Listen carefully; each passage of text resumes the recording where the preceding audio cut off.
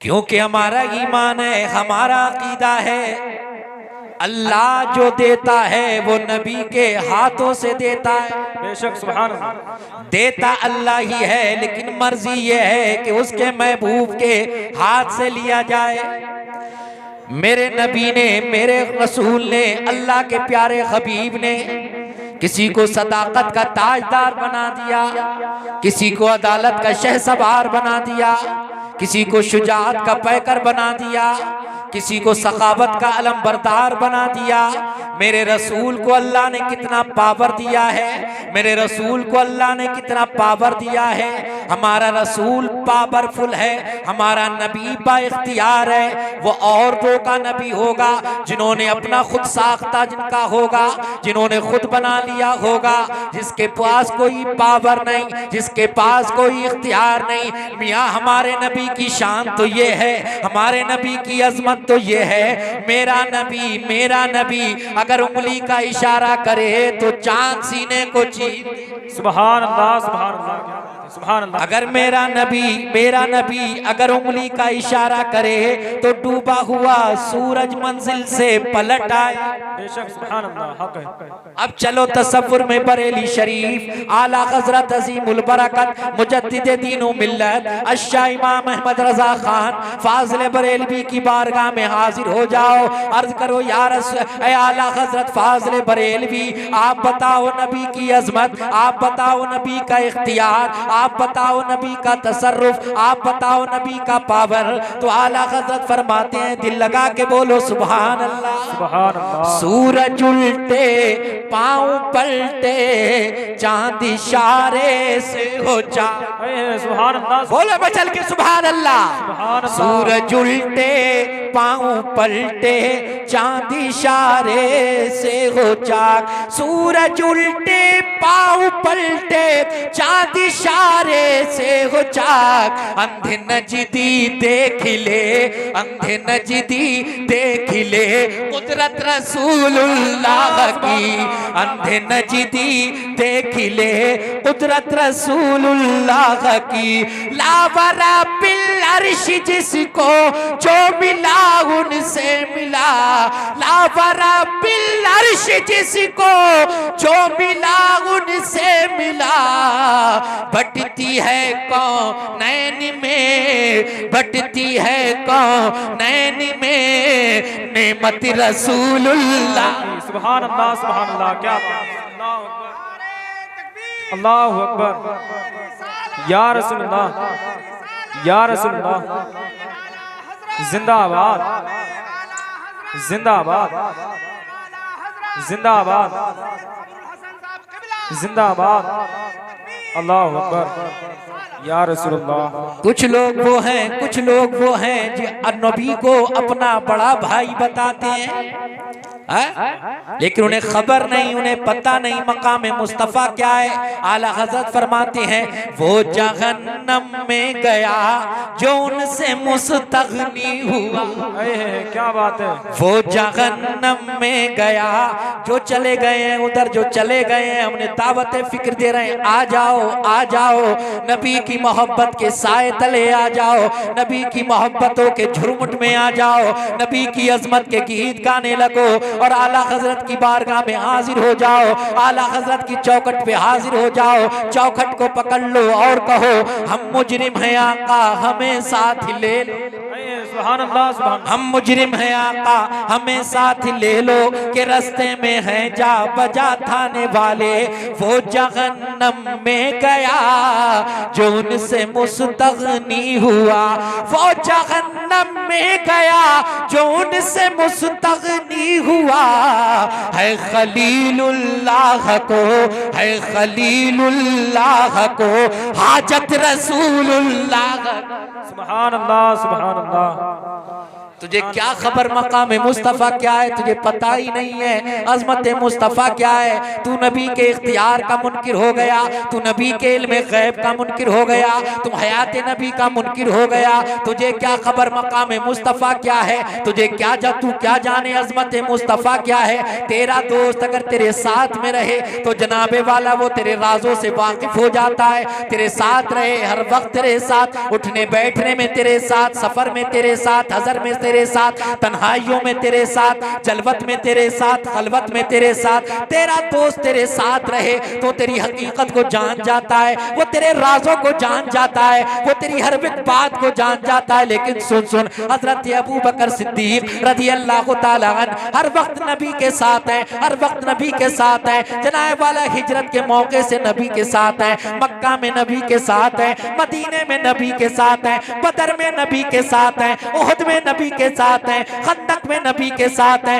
हर वक्त नबी के साथ है। लेकिन मेरे आका इरशाद फरमाते हैं, ऐ अबू बकर तुम ये मत समझ लेना कि तुमने मेरी हकीकत को जान लिया है, तुमने मेरी हकीकत को पहचान लिया है। खुदा की कसम मेरी हकीकत को मेरे रब के सिवा कोई नहीं जानता। सुभान अल्लाह, सुभान अल्लाह। नबी सिद्दीक से फरमाए, वो सिद्दीक जो अफजलुल बशर है, क्या बात है।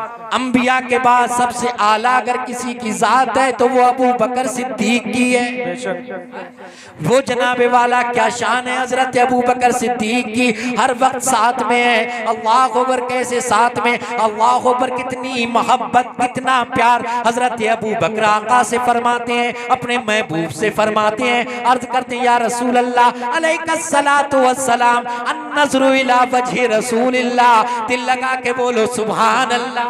सुभान अल्लाह। अर्ज कर रहे हैं, या रसूल अल्लाह मैं आपके चेहरे की जियारत करूं, ये मुझे बहुत पसंद है। सुभान अल्लाह, सुभान अल्लाह। जी जी। अर्ज कर रहे हैं, या रसूल अल्लाह मैं हर वक्त आपके चेहरे को देखता रहूं, हर वक्त मैं आपके चेहरे को निहारता रहूं, हर वक्त आपका दीदार करता रहूं, ये मुझे बहुत पसंद है। क्यों पसंद है? क्यों? रुखे मुस्तफा वो किताब है। सुभान अल्लाह, सुभान अल्लाह। अगर आप ऐसे सुनेंगे तो मैं भी वैसी तकरीर करना जानता हूँ, अगर आप बोलकर सुनेंगे तो मैं जनाब वाला दिल से सुनाऊंगा। तो आप भी मचल के बोलो या रसूल अल्लाह, या रसूल अल्लाह, और बोलो सुभान अल्लाह। एक हदीस पाक में आपके गोशे गुजार कर दूं, तेरा मेरा नबी फरमाता है, सैयदुल मुरसलीन ने फरमाया, आका ने इरशाद फरमाया, मन काला सुभान अल्लाह गुरिसत लहू नखलतुन फिल जन्ना। जिसने एक मर्तबा सुभान अल्लाह कहा, उसके नाम का जन्नत में खजूर का दरख्त लग जाता है। सुभान अल्लाह, सुभान अल्लाह। अब जिसको जनाबे वाला जन्नत में खजूर का दरख्त लगवाना है, वो खामोश नहीं बैठेगा, वो बोलेगा। सुभान अल्लाह। क्या बोलेगा? सुभान अल्लाह। जरा बोल कर तो बताओ, सुभान अल्लाह। जरा मचल कर तो बोलो। अगर एक बार सुभान अल्लाह कहोगे तो एक दरख्त जन्नत में लगेगा, अगर 10 बार सुभान अल्लाह कहोगे तो 10 दरख्त जन्नत में लग जाएंगे, अगर 1000 बार कहोगे तो 1000 दरख्त जन्नत में लग जाएंगे, अगर 1,00,000 बार कहोगे तो 1,00,000 दरख्त जन्नत में लग जाएंगे। सुभान अल्लाह। तो ये किसी दुनियादार की बात नहीं है, ये किसी दुनियादार का फरमान नहीं है, ये किसी के बाप का फरमान नहीं है, ये रसूल पाक का फरमान है। और हमारा ईमान व अकीदा कहता है कौले मोहम्मद कौले खुदा, फरमान न बदला जाएगा।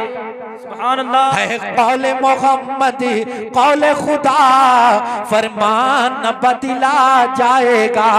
बदलेगा जमाना लाख मगर कुरान न बदला जाए। सुभान अल्लाह, सुभान अल्लाह।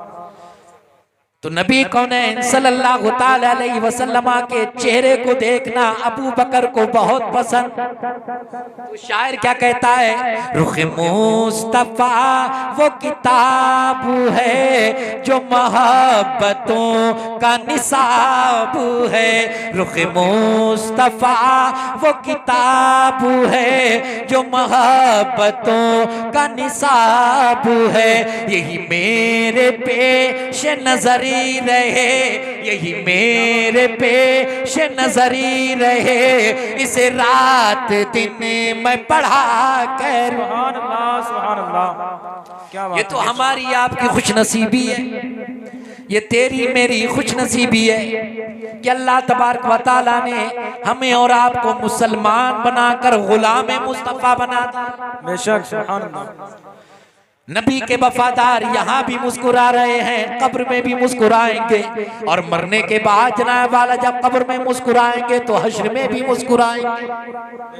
तो नबी से मोहब्बत रखो, सच्ची अच्छी पक्की मोहब्बत रखो, अपने ईमान को बचा कर रखना।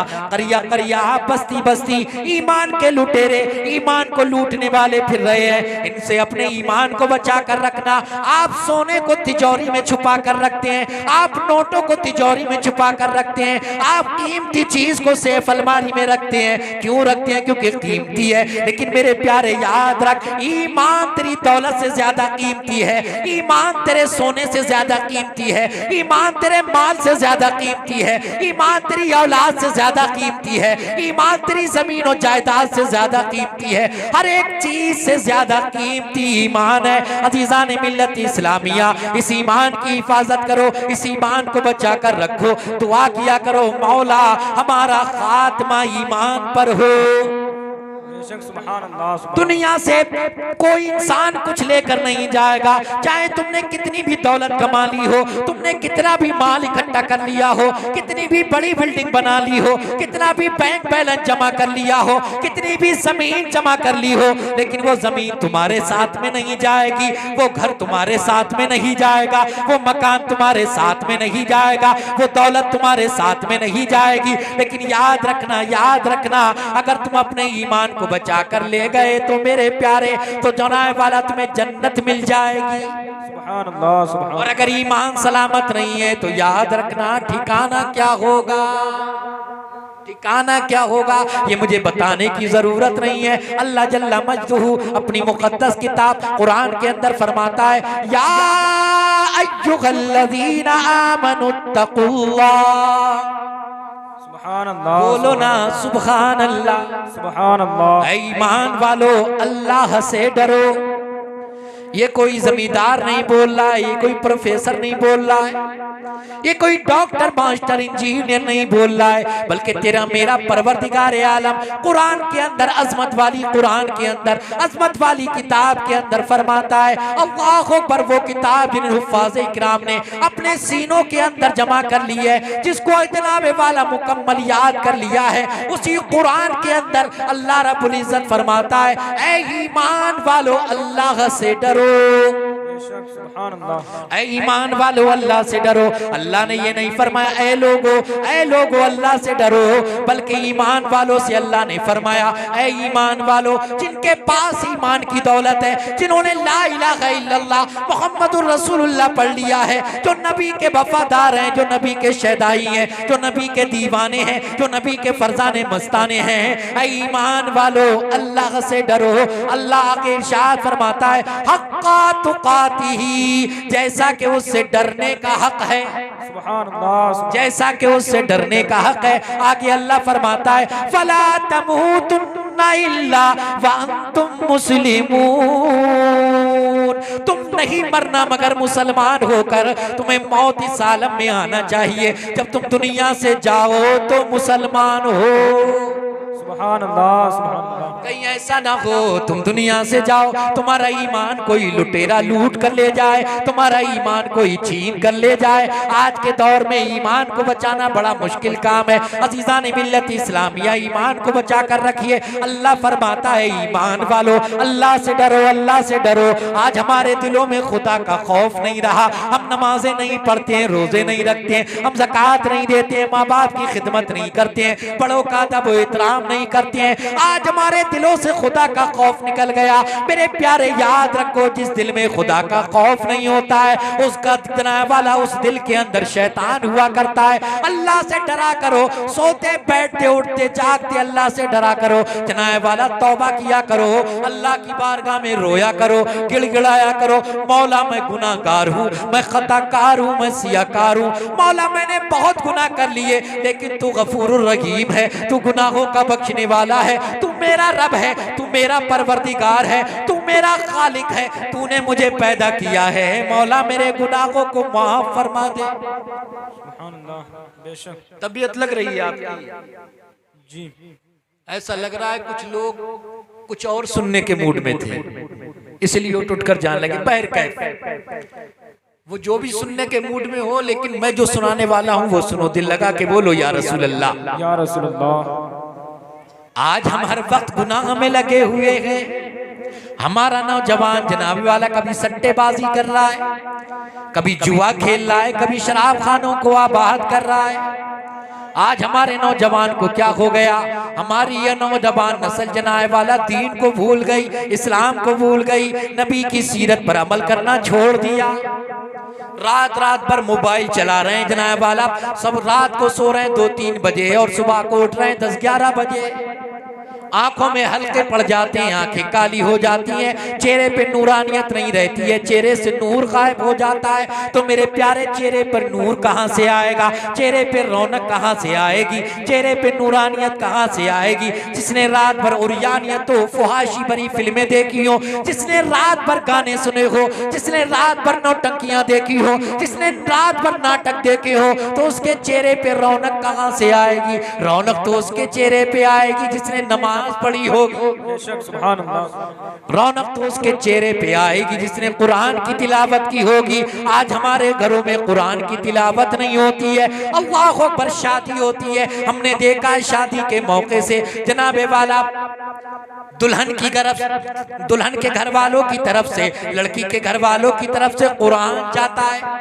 कुरान को एक शख्स पहुंचाने के लिए जाता है। अल्लाह अकबर। हमने ये भी देखा है बात हमारी बहन बेटियां जनाब वाला पढ़ी भी नहीं होती हैं, लेकिन कुरान चला जाता है। जो पढ़ी हुई होती हैं तो जनाब वाला वो कभी हफ्ते में पढ़ लिया। बात तो ऐसी है कि जो महीनों महीनों नहीं पढ़ती, बात तो ऐसी है जो रमजान में ही पढ़ती हैं। अल्लाह अकबर। जुज़दान पे गर्द आ जाती है, लेकिन कुरान की तिलावत नहीं होती है। आज हमारे घरों में बरकतें क्यों नहीं आ रही हैं? आज हमारे घरों में रहमतों के फरिश्ते क्यों नहीं आ रहे हैं? अल्लाह अकबर। आज हमारे घरों में रहमतों का नुज़ूल क्यों नहीं हो रहा है? उसकी वजह यह है, उसका रीजन यह है कि हमारे घरों में कुरान की तिलावत नहीं होती है, हमारे घरों में कुरान नहीं पढ़ा जाता है, हमारे घरों में तो गाने सुने जाते हैं, हमारे घरों में तो डीजे बजाए जाते हैं, हमारे मुसलमान भाइयों के यहाँ गाने सुने जाते हैं। अल्लाह पर कब तक गाने सुनोगे? कब तक डीजे से दिल लगाओगे? कब तक नौटंकियों से दिल बहलाओगे? कब तक इन जनाए वाला फिल्मों से दिल बहलाओगे? अब वक्त आ गया है,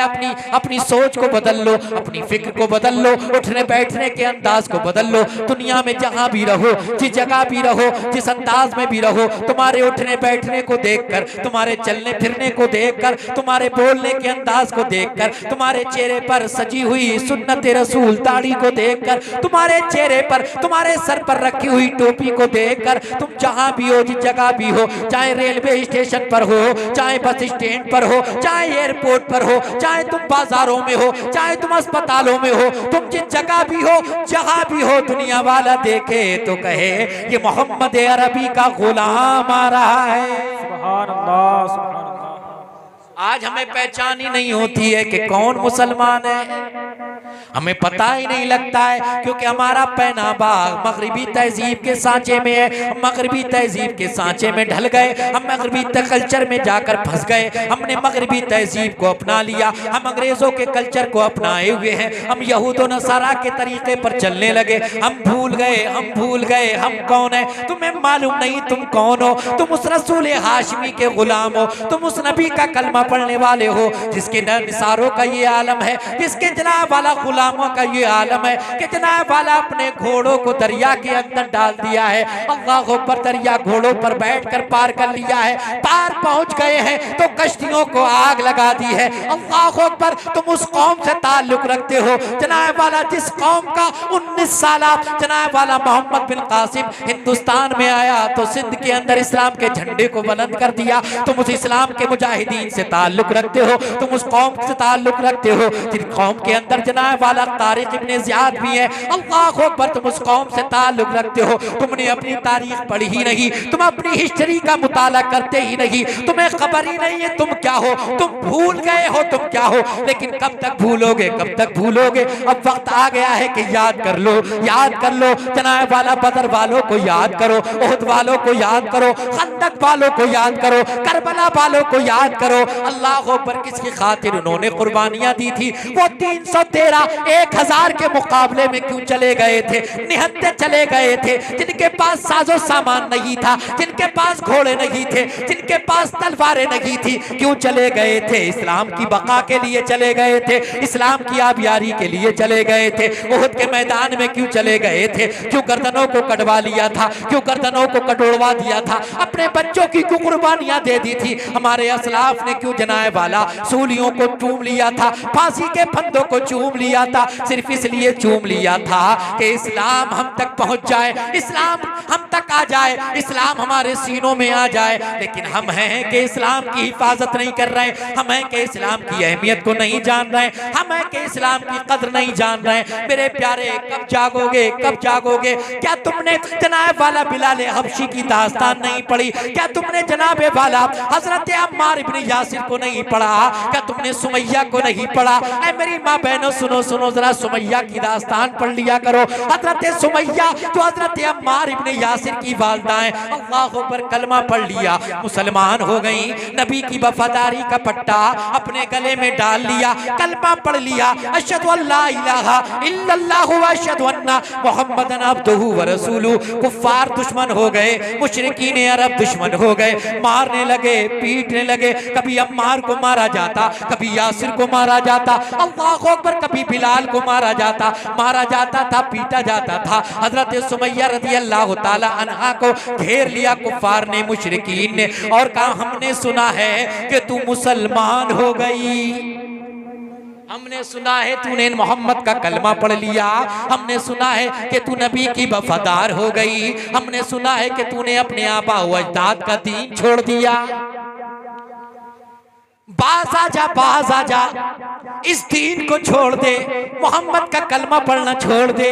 अजीज़ान मिल्लत इस्लामिया, लेकिन सुमैया कह रही थी नहीं नहीं नहीं नहीं, मैं तो बाजार मुस्तफ़ा में बिक गई।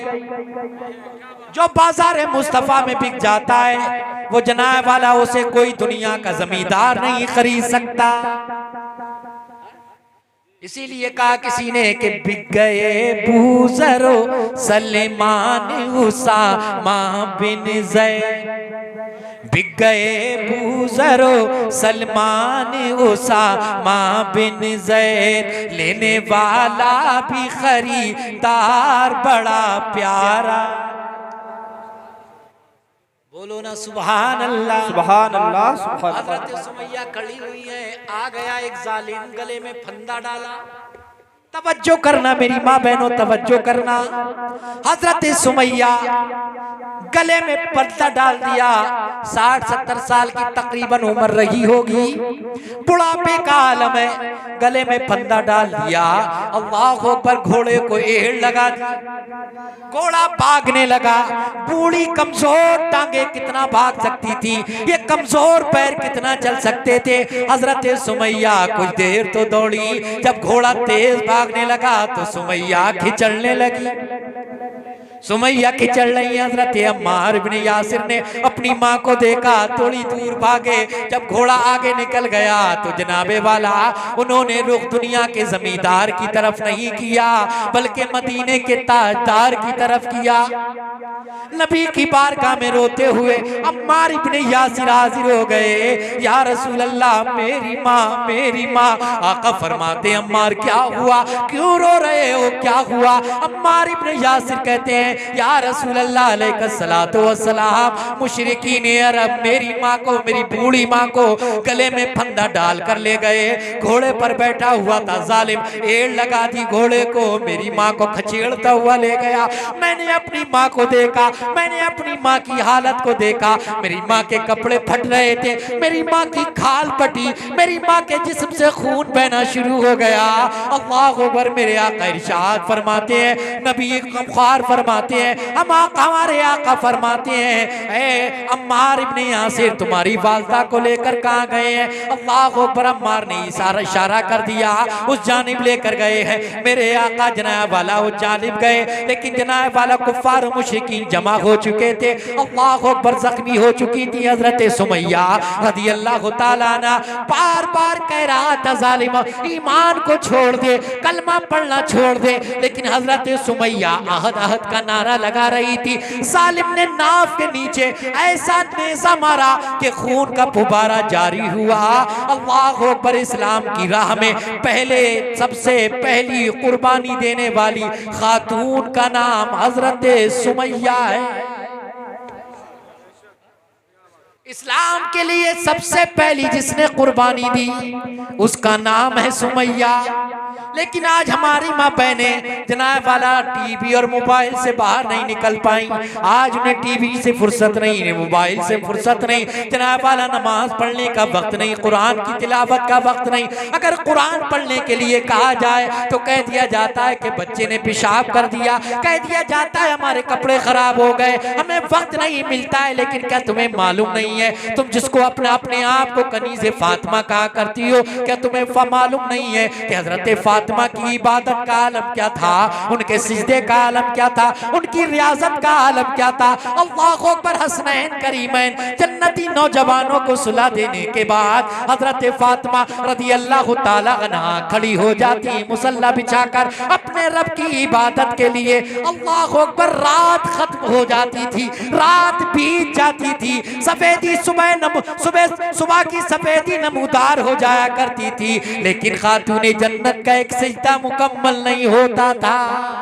सुभान अल्लाह, सुभान अल्लाह। लेकिन आज हमारी माँ बहने बहाने कितने बनाओगी, बहाने कितने बनाओगी बहाने, क्या तुम्हें मालूम नहीं है अल्लाह रब्बुल इज्जत जिससे कोई चीज पोशीदा नहीं, जिससे कोई चीज छुपी हुई नहीं, जिससे कोई चीज ढकी हुई नहीं, वो हर एक चीज का जानने वाला है। ये तो हश्र को मालूम होगा किसने क्या किया। हश्र को राज खुलेंगे, हश्र को दफ्तर खुलेंगे, किसने क्या किया, किसने कितनी इबादतें की, किसने कितने सजदे किए। आज जनाब वाला हमारी माँ बहने घर के झगड़ों से बाहर आए तब नमाज पढ़े ना। सास बहू का झगड़ा, अल्लाह अकबर, ये तो घर घर का माहौल है। एक शख्स बेचारा पढ़ते पढ़ते उसकी जिंदगी गुजर जाती है। अगर कुछ कहे तो माँ कहती है बीवी ने पढ़ाया है, अगर बीवी से कुछ कह दे तो बीवी कहती है माँ ने पढ़ाया है। इसी में जिंदगी गुजर जाती है। ये आपस के झगड़े कब खत्म होंगे? ये नफरतें खत्म करो, दिलों से कपट खत्म करो, दिलों में मोहब्बतें पैदा करो। अल्लाह अकबर। मैंने एक किताब के अंदर एक वाकया पढ़ा, तवज्जो करें, आखिरी बात दिल लगा के बोलो सुभान अल्लाह, सुभान अल्लाह, सुभान अल्लाह। मैंने पढ़ा सास बहू लड़ाई झगड़े रोजाने के, रोजाना लड़ाई होती थी, रोजाना झगड़ा होता था, कभी किसी बात को लेकर, कभी किसी बात को लेकर। तो बहू को ज्यादा ही गुस्सा आ गया, फैसला कर लिया आज तो सास का काम तमाम कर कर ही रहूंगी। पहुंच गई एक तबीब के पास, पहुंच गई एक हकीम के पास। हकीम जी जनाबे वाला उन घर वालों को जानते थे, उनके लोग उस घर के लोगों को जानते थे। कहने लगी हकीम साहब अब पानी सर से ऊंचा हो गया, ऐसी कोई दवा दो कि मेरी सास ही चली जाए, मेरी सास का सफाया हो जाए। हकीम साहब ने कहा अगर मैं तुम्हें ऐसी दवा दूंगा, अगर वो फौरन मर गई तो शक तुम्हारे ऊपर हो जाएगा। मैं तुम्हें दवा देता हूँ, ये धीरे धीरे असर करेगी, लेकिन एक बात और याद रखना, जब तक तुम उनको दवा खिलाती रहो तो उनकी खिदमत करती रहना, उनकी खिदमत करती रहना, उनका ख्याल रखती रहना, उनको खाने के लिए पीने के लिए हर वक्त पूछती रहना। लड़की ने कहा ठीक है, दवा लेकर आ गई, पुरियां लेकर आ गई, रोजाना एक एक पुरिया खिलाने लगी। लेकिन जनाबे वाला हुआ क्या, अब ख्याल भी करने लगी, अम्मी तुम्हें पानी तो नहीं चाहिए, अम्मी तुम्हें खाना तो नहीं चाहिए, अम्मी तुम्हें भूख तो नहीं लगी है। वो जनाब वाला हर वक्त, अम्मी तुम्हारे लिए मैंने बिस्तर बिछा दिया, अम्मी तुम्हारे पैरों को दबा दूं, अम्मी तुम्हारे लिए पानी ला दूं, हर तरीके से माँ का सास का ख्याल रखने लगी। वो सास जब जनाब वाला पहले पड़ोस में जाया करती थी तो बुराइयां किया करती थी बहू की, मेरी बहू मेरी खिदमत नहीं करती है, वो तो ऐसी है, वो तो ऐसी है। लेकिन अब वही सास जनाब वाला पड़ोस में जाती है तो कहती है मेरे बहू की तरह किसी की बहू नहीं है, जितनी खिदमत मेरी बहू करती है इतनी खिदमत तो किसी की बहू करती नहीं होगी, मुझे किसी काम को हाथ लगाने ही कहा देती है, हर वक्त जनाब वाला मेरी खिदमत में लगी रहती है।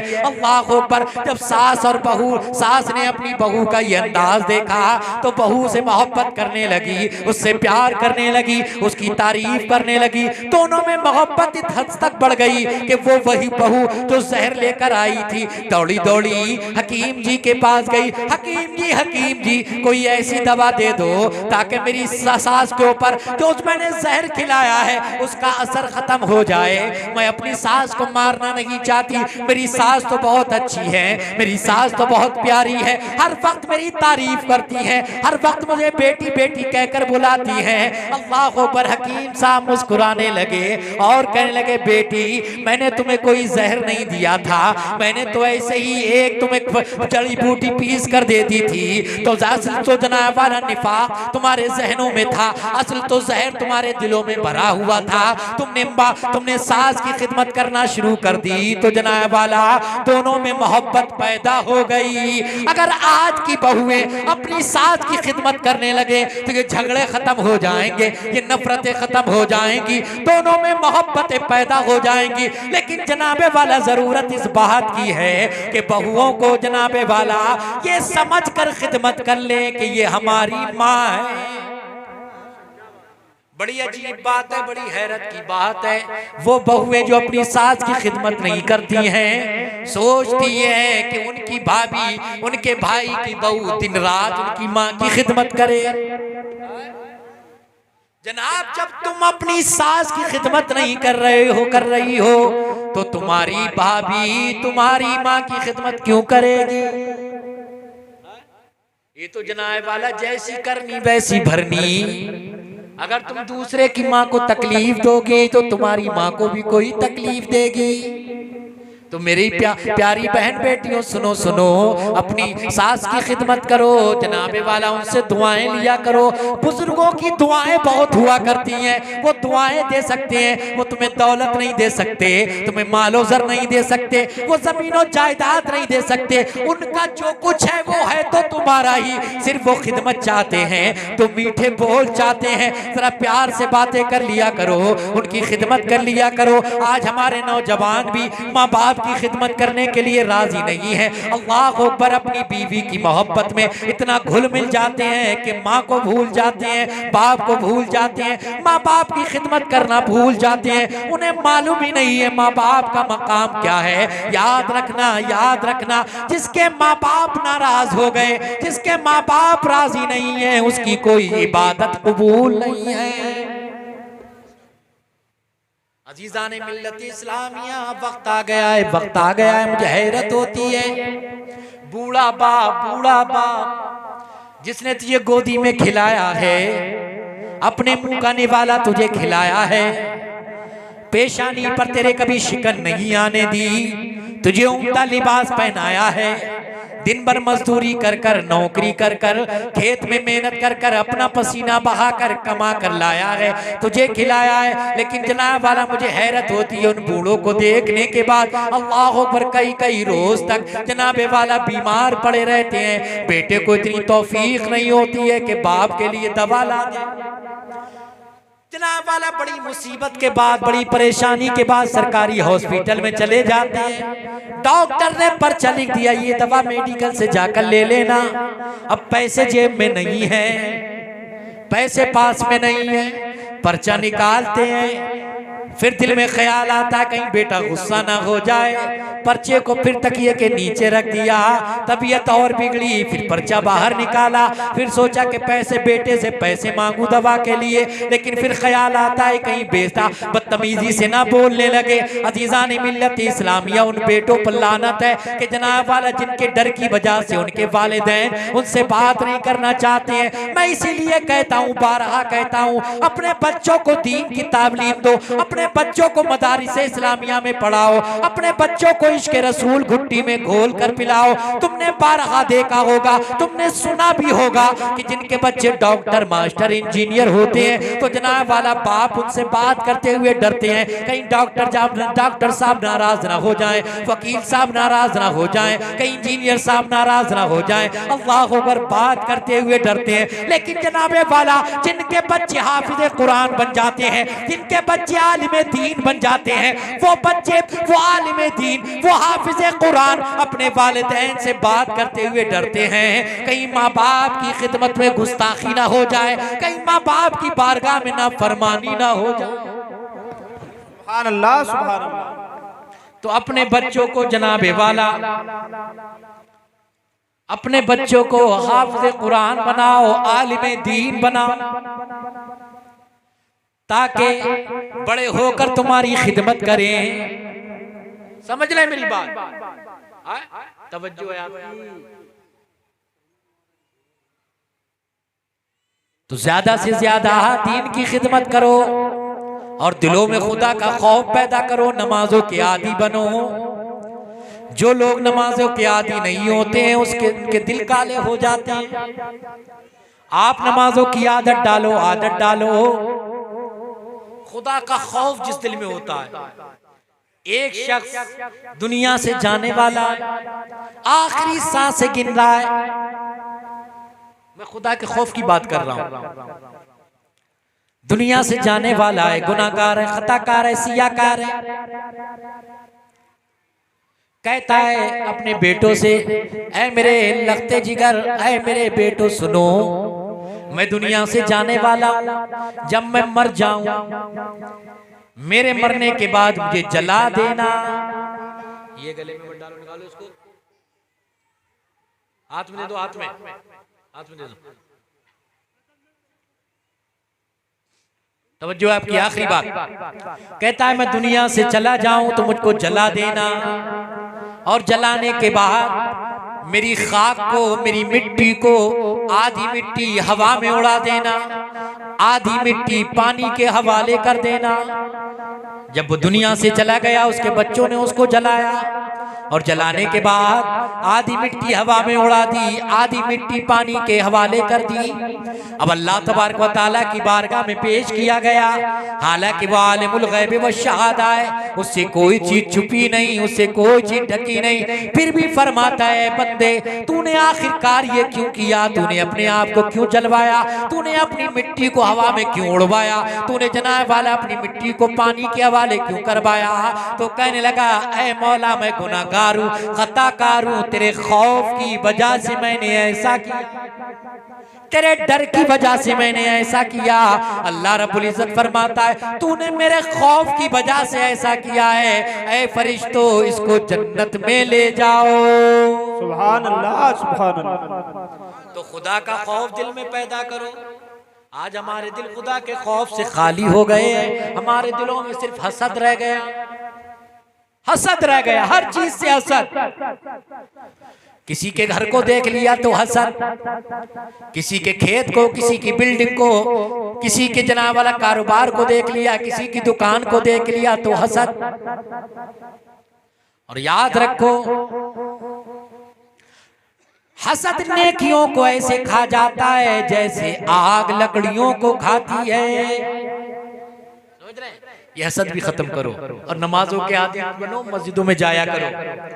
आज मस्जिद वीरान है, और जैसा कि मुझे बताया कि मस्जिद में काम होने के लिए है, मस्जिद किसका घर है? बोलो किसका घर है? अरे बोलते क्यों नहीं? मालूम नहीं है? मस्जिद अल्लाह का घर है और मदरसा रसूलुल्लाह का घर है। तुम्हारे घर अच्छे बने हो, तुम्हारे घर पे लिंटर पड़ा हो, तुम्हारा घर अच्छा हो, प्लास्टर किया हुआ हो, लेकिन जनाबे वाला अल्लाह का घर, जनाबे वाला जिसमें तुम नमाज पढ़ने के लिए जाते हो, जिसमें तुम इबादत करने के लिए जाते हो, जनाबे वाला उसमें किसी चीज की कमी रह जाए, कमी रहना चाहिए, अरे बोलो, कमी नहीं रहना चाहिए। तो ये काम मुझे नहीं करना है, आपको ही करना है। तुम मेरे प्यारे ज्यादा से ज्यादा मस्जिद में बढ़ चढ़ कर हिस्सा लो, बढ़ चढ़ कर हिस्सा लो। और याद रखना, तुम अगर जमीन पर मस्जिद बनवाओगे तो अल्लाह तुम्हारा जन्नत में घर बनाएगा। तो अगर तुम मस्जिद में